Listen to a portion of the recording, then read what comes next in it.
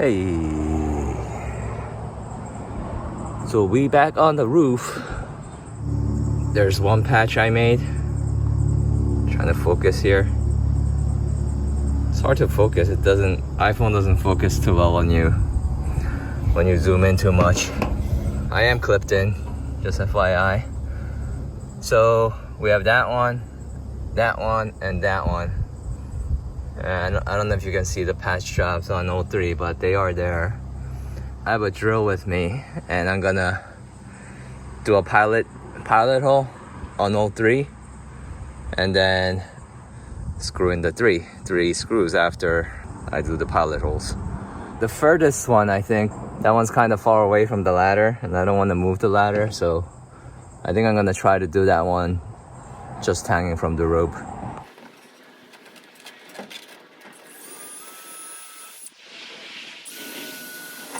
I did the 3 fasteners and they seem good. We'll see during the next rainstorm if they hold up. And I took out 5 more fasteners. So I'm gonna do the drilling from this side, and we'll put 5 dowels in there, let that dry for like an hour, then go up to the roof again, do the 5 pilot holes, and put the fasteners back into those holes.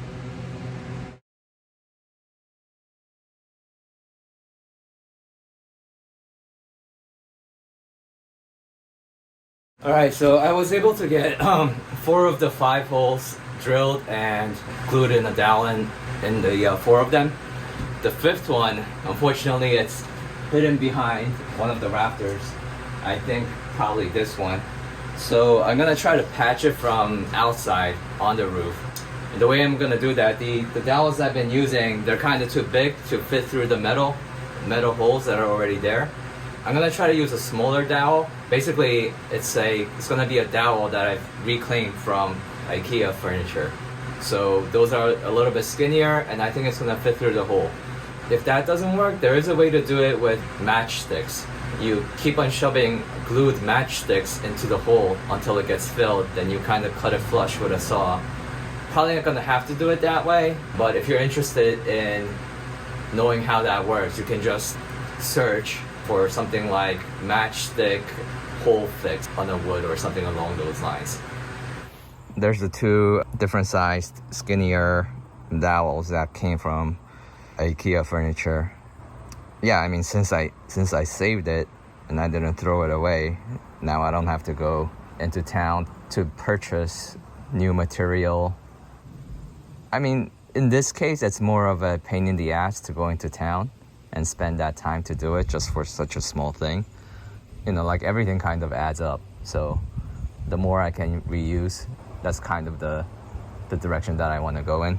I guess I could have also like tried to make my own dowels from some really dried up trees, but I probably need a lathe for that. Yeah, maybe I'll buy one in the future. I can make my own. Hey, so I've got my tool belt prepared. I got the glue. I have the dowel, I don't know if you can see it, but 2 dowels and 1 drill bit. And then I have my drill with the thicker bit already in there. That should be all I need for this trip up. Okay, so looking at the holes now. So there's a hole there, and I left that screw in place because it wasn't drilled in at an angle. So that looks good. And that one's in a rafter. And then I see a dowel in there, so that one's the one that we patched. And then this one right in front of me, it still has the old screw hole, which is too big. So this is the one that I have to fix.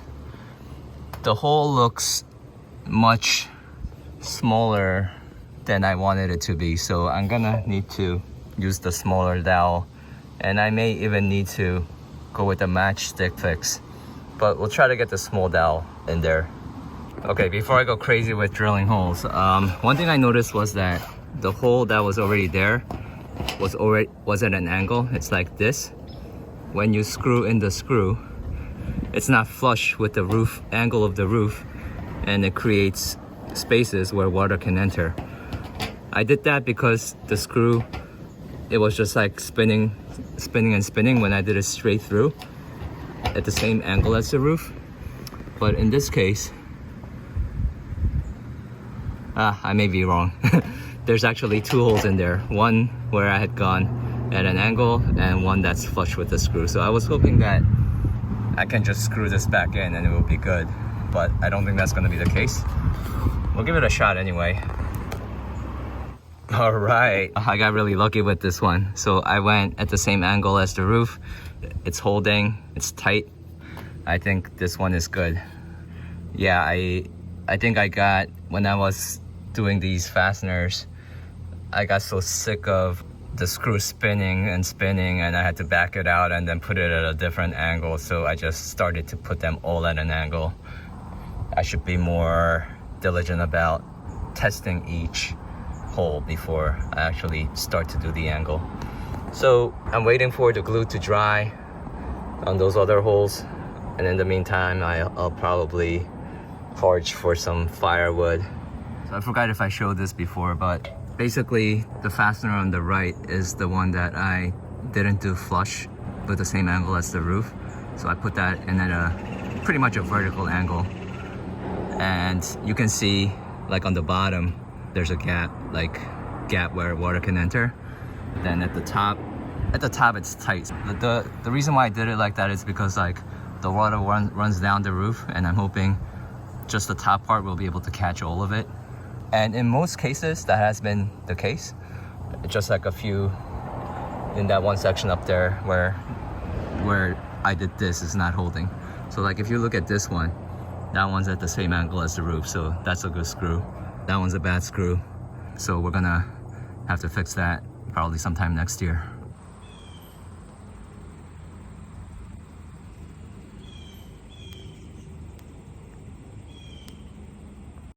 Okay, so behind me is a great big white mulberry tree. It doesn't look like it's like about to die or anything, but it's not the healthiest. A lot of the branches underneath are dead. They've fallen and kind of created a mess. I'm not really in the mode of doing landscaping and gardening, felling trees, that type of thing yet, but I'm doing enough to be able to burn wood outside. The reason why I'm doing that is because it keeps the mosquitoes away. Well, that's one of the reasons. And I also need to clear out some of this wooded area of the overgrowth to keep the trees that I want to keep healthy. I'm not really looking to do that until probably sometime next year because I have a lot of other higher priorities on my list. But I do need firewood. Cabin's over there, and I'm on the south side of the house. There's the containers, and I made a little path that comes into this area. I have a little bit of land. It's about 50 yards, I would say, from the edge of the woods to where the my property border is. You can see my neighbor's house over there. What was I getting at? Yeah, so I'm basically focusing on this area, and whatever I need to burn, I take from this area. And I've been trying to clear a path to this mulberry tree because I want to clear out this area so I can take out like the invasive species. Like I have a lot of honeysuckle, and this is not the native kind of honeysuckle, it's the invasive kind. It does have berries that are slightly toxic to humans. Like birds and animals, insects, I guess, like to eat those berries, but they don't have a lot of nutrition. So it's actually not good for the animals because they're like eating these berries that are not of high nutritional value. Basically, these honeysuckles can take over, and I do have a lot of it. I don't have the time at this point to take care of them permanently. I could use chemicals, but I don't want to use chemicals. So the first thing I'm gonna try to do is try to dig them out. There's a lot of dead ones, so I've been pulling the dead ones, piling them up over there, and then I'll burn it. I'll take them out like a few at a time and use it for my outdoor firewood. I think sometime next year I'm gonna try to pull these things dig them up by the roots. They actually sell these things called a honeysuckle popper. You're supposed to be able to put the tool kind of underneath and it's supposed to pop out the whole root. But it's like over $100. Not sure if I want to buy that. I'm gonna try it with a shovel first. Around the mulberry tree, there's also a bunch of honeysuckle. So to ensure that the mulberry tree is getting as much nutrition from the ground as possible, I'm gonna be taking out all of the honeysuckle, the invasive honeysuckle from this area.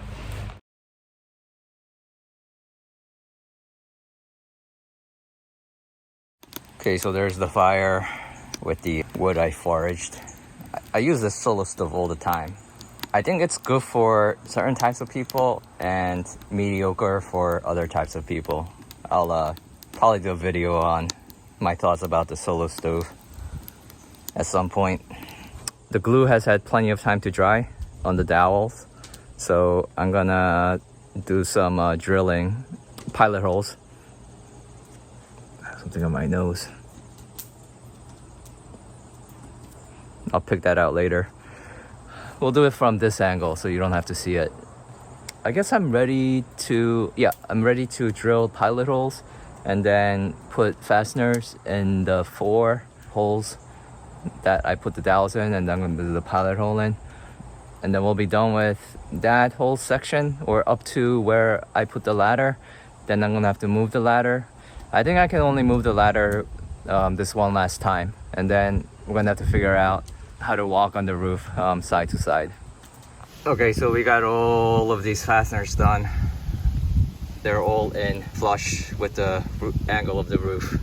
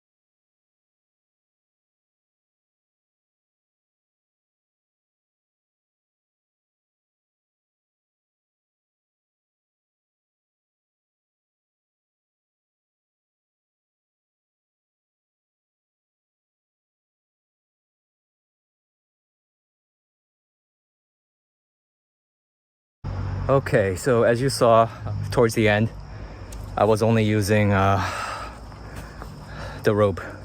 It's kind of an adrenaline rush.